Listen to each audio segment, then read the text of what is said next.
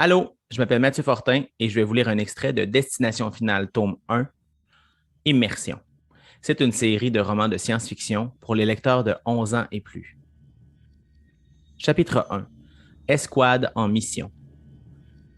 Le regard d'Emilien est fixé sur son écran panoramique. Les doigts de sa main gauche sont posés sur certaines touches du clavier holographique de commande de jeu, mais il n'y appuie pas. Il est prêt à pianoter si la situation le demande, mais pour le moment, ce n'est pas nécessaire.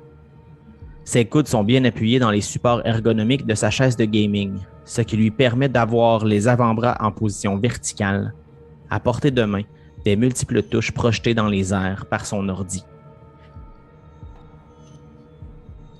Dans la scène qui se matérialise devant lui, son avatar, un grand néphilim, un ange déchu, avance en obéissant au mouvement de l'index droit de l'adolescent.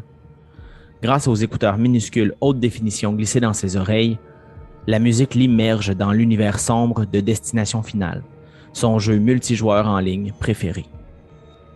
S'il en avait l'occasion, il aimerait bien se faire greffer un module sonore directement dans l'os de la mâchoire. Mais pour le moment, ses parents refusent qu'il subisse l'opération. Il préfère attendre que la première génération d'implants soit perfectionnée. Une voix éclate entre les notes basses qu'il entend. « Je suis en place. » Le timbre féminin est celui de Mako, la voleuse aux longues oreilles, membre de l'escouade des Rôdeurs, le groupe dont fait partie le personnage piloté par Emilien. Le garçon prononce la réplique de Nior, son avatar.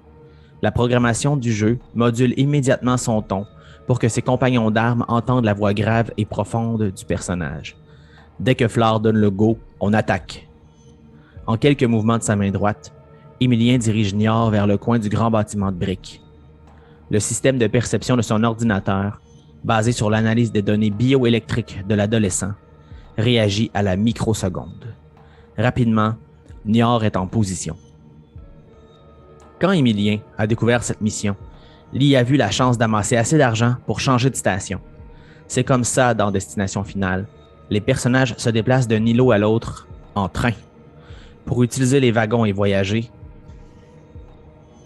les joueurs doivent trouver des ressources qu'ils échangent dans les échoppes de marchands ou accomplir des missions qui rapportent de bonnes sommes. Au moment où Emilien a remarqué le parchemin dissimulé sous une pile de rebuts dans une maison abandonnée, il a sauté sur l'occasion. Une mission de sauvetage pour retrouver un enfant disparu promettait une grande quantité d'équives, l'unité monétaire du jeu. Ce magot allait permettre à toute l'escouade de changer de station.